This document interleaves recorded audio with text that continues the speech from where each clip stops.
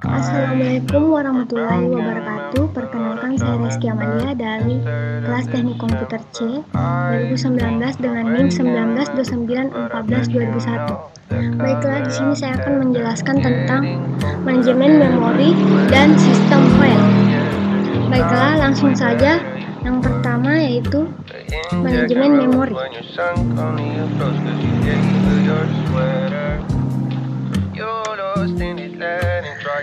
Memori adalah pusat dari operasi pada sistem komputer modern. Memori adalah array besar dari word atau byte yang disebut alamat.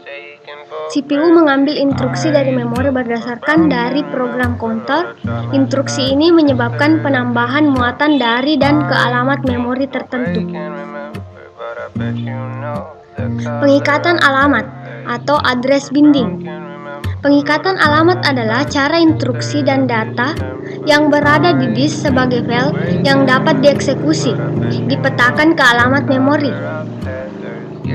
Instruksi pengikatan instruksi dan data ke alamat memori dapat dilakukan pada saat yang pertama, compile time. Jika lokasi memori diketahui sejak awal, kode absolut dapat dibangkitkan.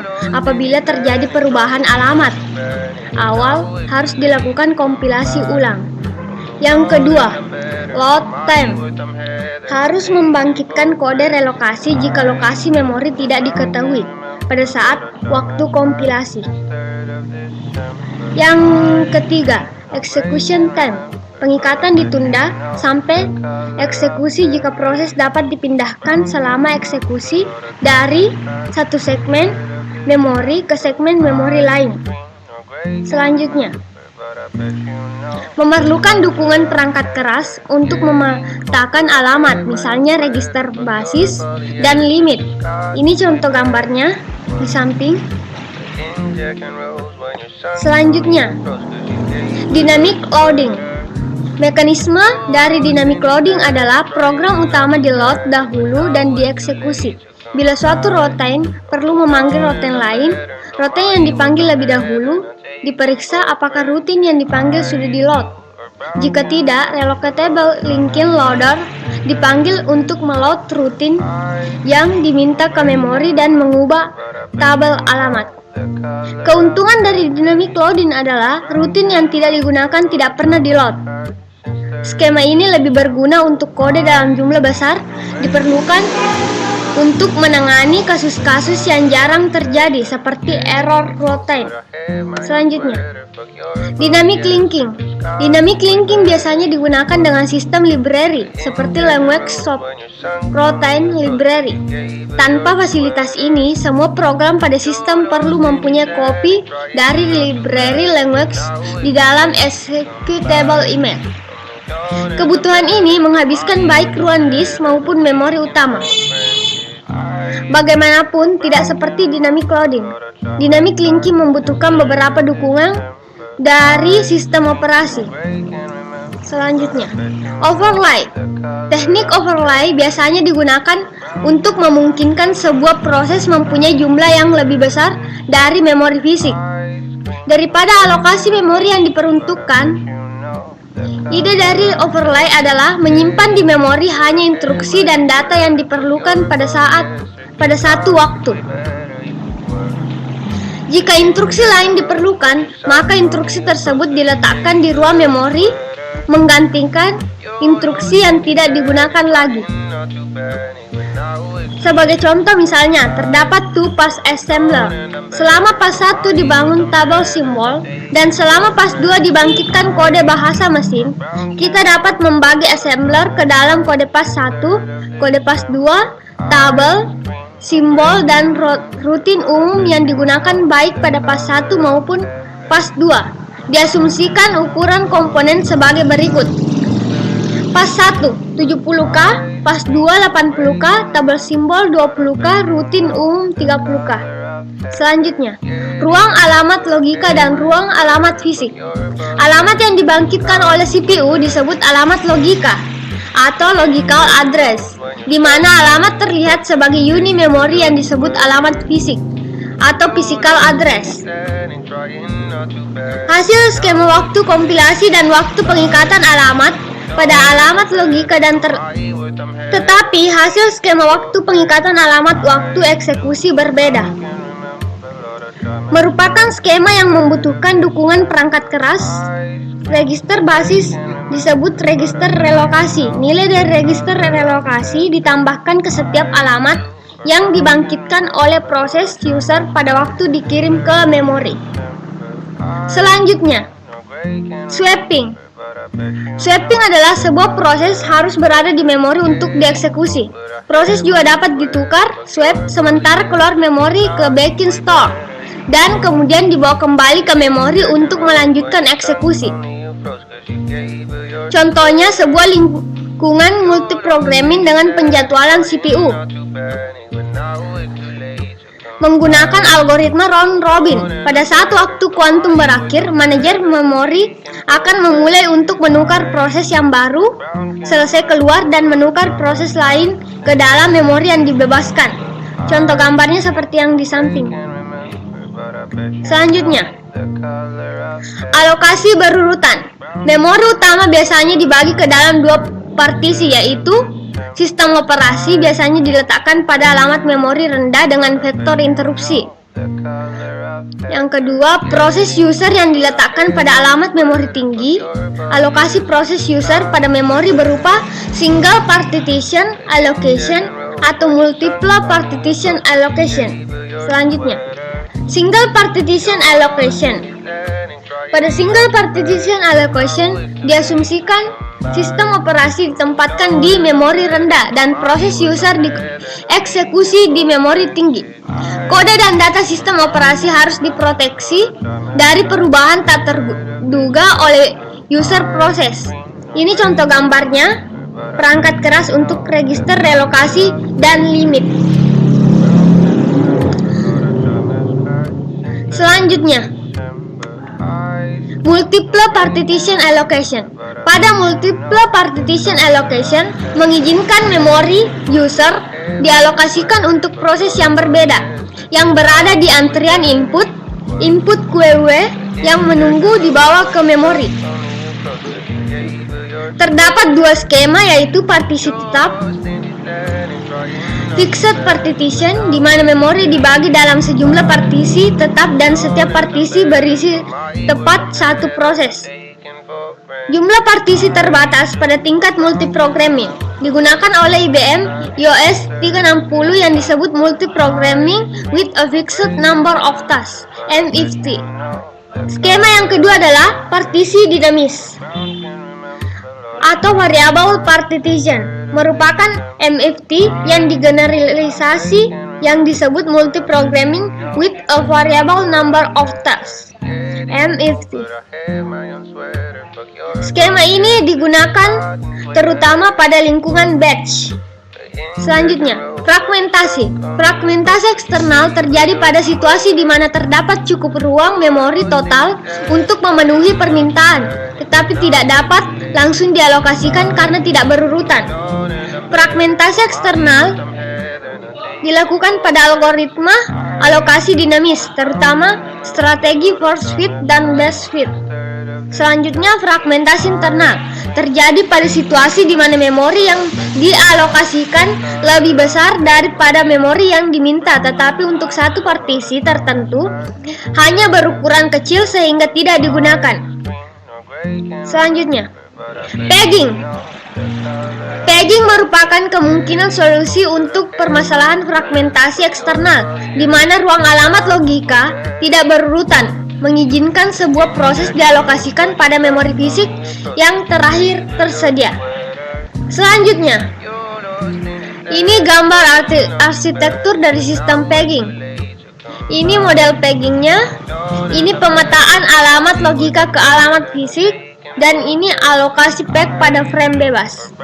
Selanjutnya, implementasi sistem pegging.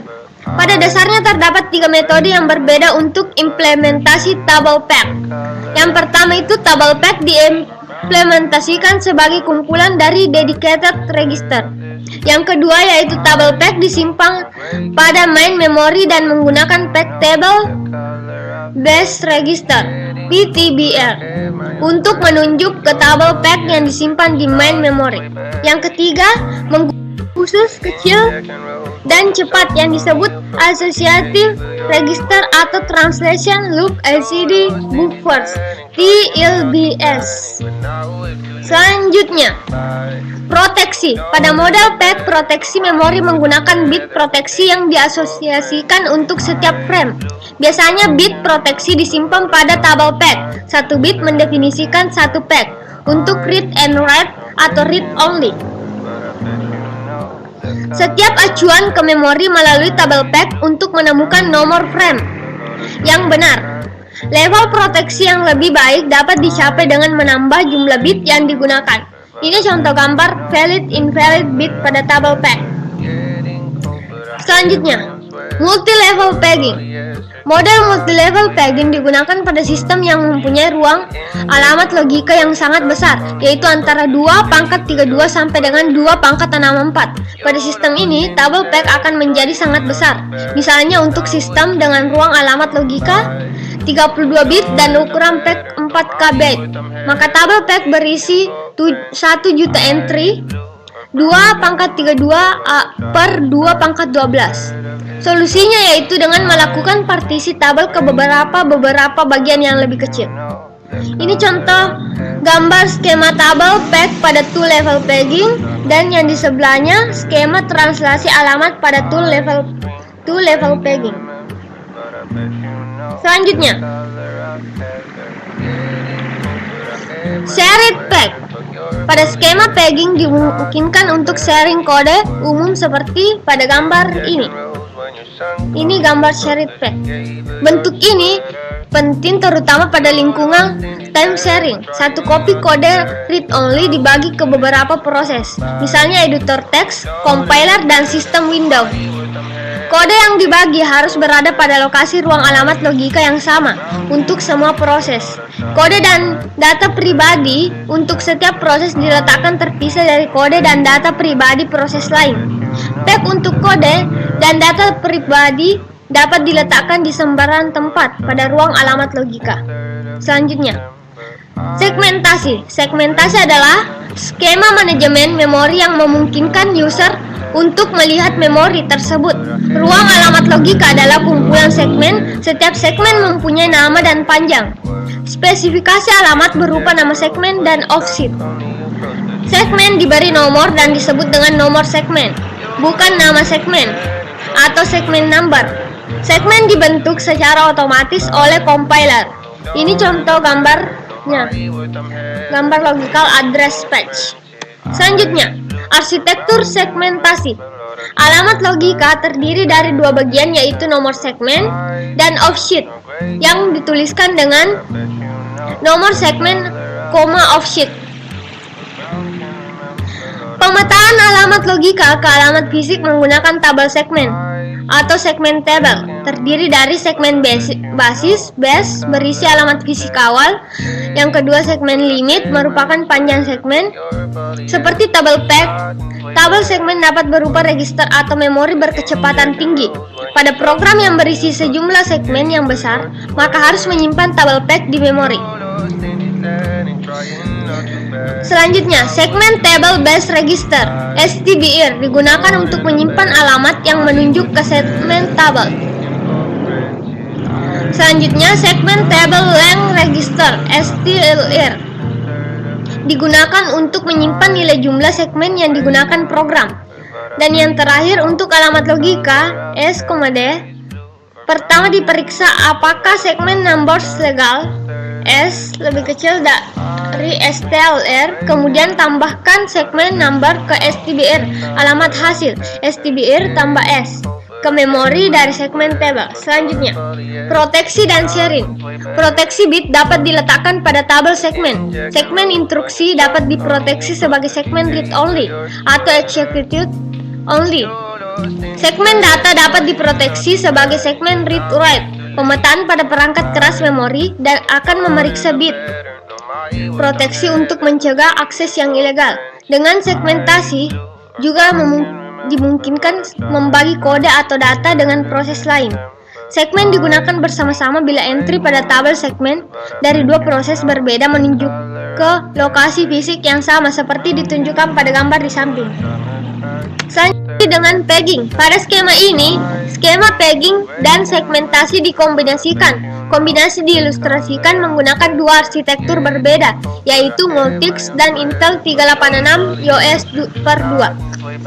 Selanjutnya, Multics. Pada sistem Multics, alamat logika dibentuk dari nomor segmen 18 bit dan offset 16 bit dengan ukuran segmen 64K word. Setiap segmen terdiri dari 36 bit.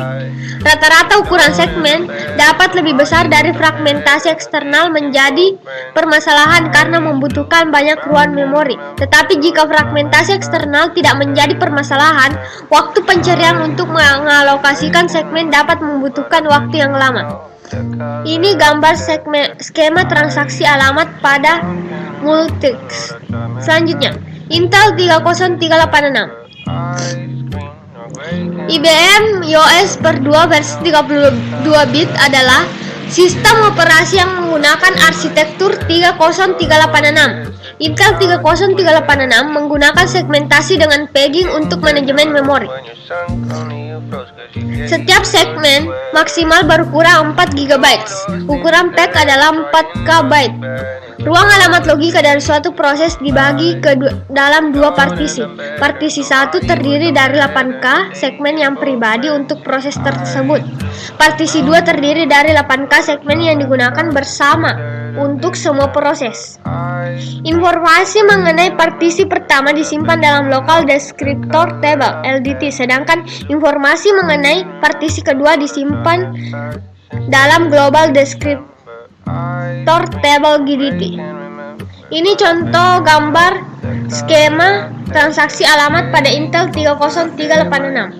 Selanjutnya, terima kasih. Baiklah, kita akan melanjutkan ke materi berikut, yaitu sistem file.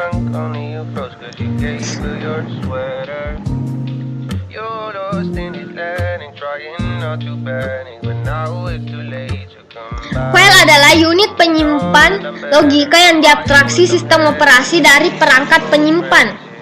File berisi informasi yang disimpan pada penyimpan sekunder seperti magnetic disk, magnetic tape, dan optical disk. Tipe file terdiri dari data, baik data numerik, karakter maupun binary, serta program, misalnya search program, objek program, dan executable program. Selanjutnya, atribut file. Sebuah file mempunyai atribut yang berbeda antar sistem operasi satu dengan lainnya, tetapi secara umum terdiri dari: yang pertama, nama, yaitu informasi disimpan dalam bentuk yang dapat dibaca manusia. Yang kedua, tipe, yaitu diperlukan sistem yang mendukung tipe yang berbeda. Yang ketiga, lokasi, yaitu pointer ke lokasi file pada perangkat. Yang keempat, ukuran, yaitu ukuran file saat ini. Yang kelima, proteksi, yaitu mengontrol siapa yang dapat membaca, menulis, dan mengeksekusi.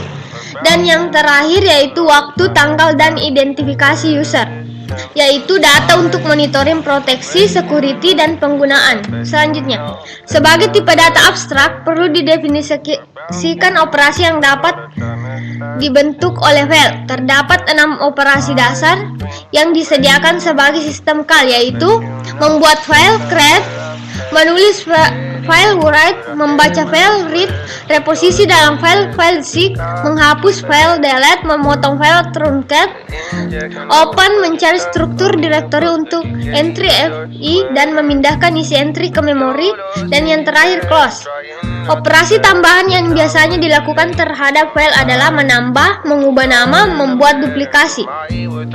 Selanjutnya, masih operasi pada file. Kebanyakan operasi file melibatkan pencarian direktori untuk masukan yang berhubungan dengan file. Untuk menghindari pencarian tetap, beberapa sistem akan membuka file bila file tersebut aktif pertama kali. Sistem operasi menyimpan tabel kecil yang berisi informasi tentang semua file yang terbuka. Bila file tidak digunakan lagi, dilakukan penutupan oleh proses dan sistem operasi memindahkan file dari open file table. Beberapa informasi yang berkaitan dengan pembukaan file yaitu pointer file, jumlah file yang dibuka, lokasi file pada disk. Ini contoh gambar pemetaan file ke memori. Selanjutnya, Tipe file. Bila sistem operasi mengenali tipe suatu file, maka dapat dilakukan operasi terhadap file dengan cara yang rasional. Teknik yang umum untuk diimplementasi tipe file adalah memasukkan bagi menjadi dua bagian, yaitu nama dan extension. Seperti pada MS-DOS, seperti pada gambar di bawah ini.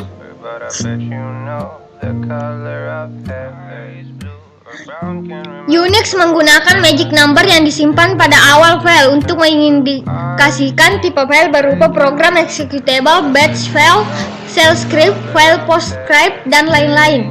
Tidak semua file mempunyai magic number, sehingga informasi tipe tidak dapat digambarkan. Unix tidak menyimpan nama dari program pembuatnya. Unix juga mengizinkan nama extension dari file tersembunyi sehingga user dapat menentukan tipe file sendiri dan tidak tergantung pada sistem operasi. Selanjutnya, struktur file. Tipe file juga digunakan untuk menunjukkan struktur internal dari file. File tertentu harus konfirmasi ke struktur yang dibutuhkan, yang dimengerti oleh sistem operasi. Beberapa sistem operasi menggunakan sekumpulan sistem pendukung struktur file dengan sejumlah operasi khusus untuk manipulasi file dengan struktur tersebut. Hal ini menjadi kelemahan pada sistem operasi yang mendukung struktur file lebih dari satu. Jika sistem operasi menentukan 10 struktur file berbeda, maka perlu menyertakan kode untuk mendukung struktur file tersebut. Beberapa sistem operasi seperti Unix dan MS-DOS hanya mendukung sejumlah struktur file. Unix menentukan setiap file merupakan deret 8 byte dan bit tersebut tidak diterjemahkan oleh sistem operasi. Skema ini mempunyai fleksibilitas maksimum tetapi sedikit dukungan. Selanjutnya, struktur file internal. Secara internal, sistem disk mempunyai ukuran blok yang ditentukan oleh ukuran sebuah sektor. Semua disk input-output dibentuk dalam unit satu blok physical record yang berukuran sama. Ukuran physical record tidak tepat dengan panjang logical record. Logical record mempunyai panjang yang bervariasi. Solusinya adalah dengan mengirim sejumlah logical record ke blok fisik. Ukuran logical record, ukuran blok fisik, dan teknik pengiriman menentukan berapa banyak logical record yang berada pada blok fisik. Pengiriman dapat dilakukan oleh program aplikasi user atau sistem operasi. File merupakan deretan blok-blok. Semua fungsi dasar input-output dioperasikan pada blok-blok tersebut. Konversi dari logical records ke blok fisik berhubung dengan perangkat lunak sederhana. Selanjutnya, metode akses. File menyimpan informasi. Bila digunakan, informasi tersebut harus diakses dan dibaca ke memori.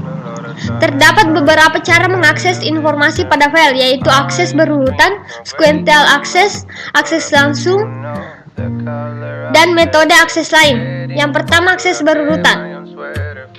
Akses berurutan merupakan metode akses paling sederhana. Informasi pada file diproses secara berurutan.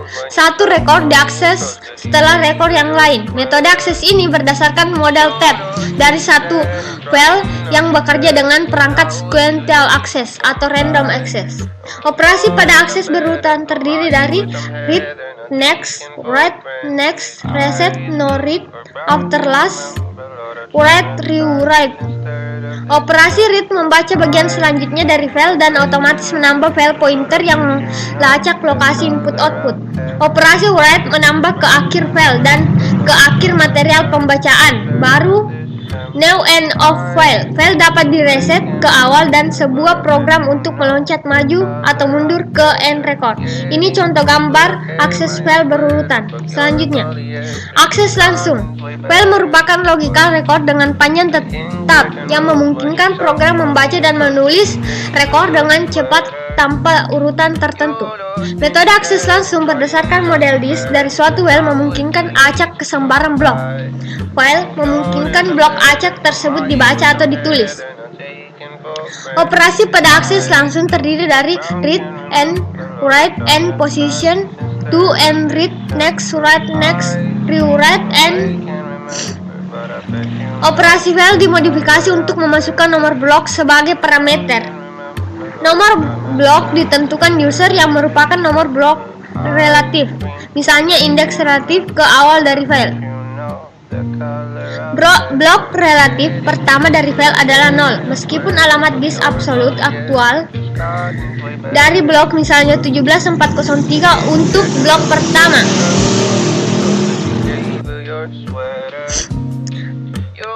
Metode ini mengizinkan sistem operasi menentukan di mana file ditempatkan dan mencegah user mengakses posisi dari sistem file yang bukan bagian dari file tersebut. Ini contoh gambar mengubah akses berurutan menjadi akses langsung. Selanjutnya, metode akses lain. Metode akses lain dapat dibangun berpedoman pada metode direct access. Metode tambahan ini biasanya melibatkan konstruksi indeks untuk file. Indeks seperti indeks pada bagian akhir buku berisi pointer ke blok-blok tertentu. Untuk menentukan masukan dalam file, pertama dicari indeks dan kemudian menggunakan pointer untuk mengakses file secara langsung dan menemukan masukan yang tepat. File indeks dapat disimpan di memori. Bila file besar, file indeks juga menjadi terlalu besar untuk disimpan di memori. Salah satu pemecahannya adalah membuat indeks untuk file indeks. File indeks primer berisi pointer ke file indeks sekunder yang menunjuk ke data item aktual. Bentuk pengaksesan secara berindeks diilustrasikan pada gambar berikut. Ini contoh gambar, contoh indeks dan file relatif. Selanjutnya, struktur direktori. Direktori adalah kumpulan titik yang berisi informasi tentang semua file, seperti gambar di samping. Ini contoh gambar direktorinya. Beberapa sistem menyimpan ratusan file pada disk ratusan gigabyte. Untuk mengatur semua data menggunakan organisasi yang dilakukan dalam dua bagian. Pertama, sistem file dipecah ke dalam partisi yang disebut juga mini disk atau volume. Setiap disk pada sistem berisi sedikitnya satu partisi, merupakan struktur low level di mana file dan direktori berada.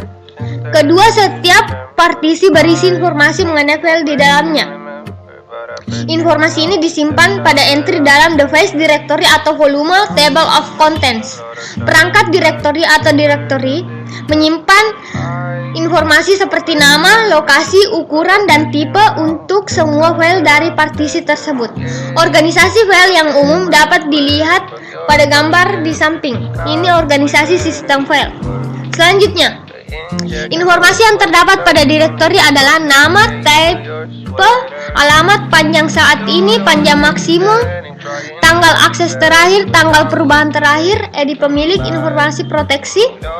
Beberapa operasi yang dibentuk pada direktori adalah mencari file, membuat file, menghapus file, mendaftar suatu direktori, mengubah nama file, melintas sistem file. Organisasi file dan direktori disarankan yang seefisien mungkin sehingga dapat menempatkan file dengan cepat. Selain itu, dalam penamaan file dan direktori harus nyaman untuk user. Dua user dapat memberikan nama file yang sama. File yang sama dapat mempunyai beberapa nama. Dalam organisasi file dan direktori juga perlu dilakukan pengelompokan file berdasarkan properti, misalnya semua program Java, game, dan lain-lain. Selanjutnya, direktori satu level. Direktori ini hanya terdiri dari satu direktori untuk setiap user. Ini contoh gambarnya di samping direktori satu level. Pada direktori jenis ini terjadi permasalahan penamaan dan pengelompokan berdasarkan user. Yang kedua, direktori dua level. Direktori ini terdiri dari dua level yang memisahkan direktori untuk setiap user.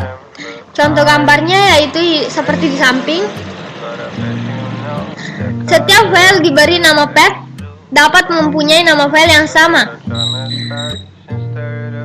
untuk user yang berbeda, mempunyai kapabilitas pencarian tetapi belum dilakukan pengelompokan. Selanjutnya, direktori berstruktur pohon. Direktori berstruktur pohon merupakan struktur direktori yang biasa digunakan. Pohon mempunyai direktori root. Setiap file pada sistem mempunyai nama path yang unik. Ini contoh gambarnya di samping. Pada direktori ini, pencarian file dan direktori lebih efisien, mengelompokkan file dan dapat mengakses direktori dan subdirektori. Selanjutnya, direktori acyclic grep. Struktur tree melarang menggunakan bersama-sama file dan direktori. Pada direktori acyclic graph memungkinkan direktori mempunyai subdirektori dan file yang digunakan bersama-sama. File dan subdirektori yang sama mungkin berada pada dua direktori yang berbeda. Contoh gambarnya seperti di samping. Graph diimplementasikan dalam beberapa cara. Cara yang umum pada beberapa sistem Unix adalah membuat entry direktori baru yang disebut link. Link diidentifikasi oleh format pada direktori entry dan memberi nama pointer secara tak langsung. Pendekanan lain dengan menduplikasi semua informasi pada direktori yang digunakan bersama-sama, sehingga kedua entry identik dan sama. Cara ini menyebabkan informasi asli dan duplikasi tidak dapat dibedakan. Struktur direktori acyclic graph lebih fleksibel daripada struktur pohon, tetapi lebih kompleks. Selanjutnya, file system mounting. Suatu sistem file harus dimount sebelum diakses. File yang tidak dimount, seperti gambar di bawah ini, akan dilakukan proses mounting pada mount point, seperti gambar di sini, gambar mount point. Selanjutnya, proteksi. Informasi yang disimpan dalam sistem komputer harus diproteksi dari kerusakan fisik, reliability, dan akses yang tidak benar. Protection. Reliability biasanya dilakukan dengan duplikasi kopi dari file. Beberapa sistem komputer mempunyai sistem yang secara otomatis atau melalui intervensi operator komputer menduplikasi file ke tape secara reguler dari sistem file yang secara tiba-tiba dihapus. Protection, sebaliknya, dapat dilakukan dalam beberapa cara. Selanjutnya, mekanisme proteksi dengan tipe akses file terbatas yang dapat dibuat. Akses diperbolehkan atau tidak tergantung beberapa faktor. Satu di antaranya permintaan tipe akses, beberapa operasi yang disediakan. Membaca dari file, menulis ke file, menjalankan file, menambah isi file, menghapus file, melihat nama dan atribut file. Selanjutnya, akses list dan group. Bila user meminta akses ke file khusus, sistem operasi memeriksa akses list. Jika user tersebut terdaftar, akses diizinkan. Sebaliknya, terjadi protection violation dan dilarang mengakses file. Masalah pokok dengan akses list adalah ukuran. Jika ingin mengizinkan user membaca file, harus didaftar semua user dengan akses read. Teknik ini mempunyai dua konsekuensi, yaitu membangun sebuah daftar mungkin kesulitan, dan direktori entry yang sebelumnya mempunyai ukuran tetap sekarang menjadi ukuran bervariasi, sehingga muncul permasalahan manajemen ruang. Masalah ini dipecahkan dengan melakukan pengetatan terhadap akses list.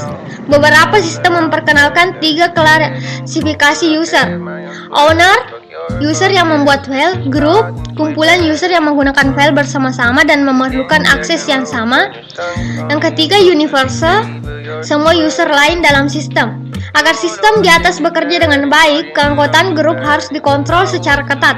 Sebagai contoh, dalam sistem Unix, grup dapat dibuat dan dimodifikasi hanya oleh manajer super user. Selanjutnya, contoh proteksi Unix. Pada sistem Unix, proteksi direktori ditangani sama dengan proteksi file. Misalnya diasosiasikan dengan sistem subdirektori menggunakan owner group dan universal orders sebagai 3 bit AWX.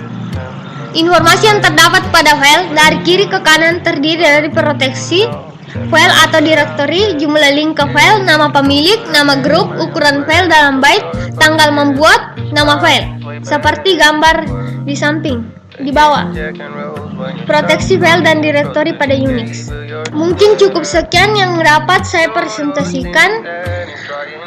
Jika ada kesalahan, datangnya dari saya. Jika ada kelebihan, datangnya dari yang di atas. Wassalamualaikum warahmatullahi wabarakatuh.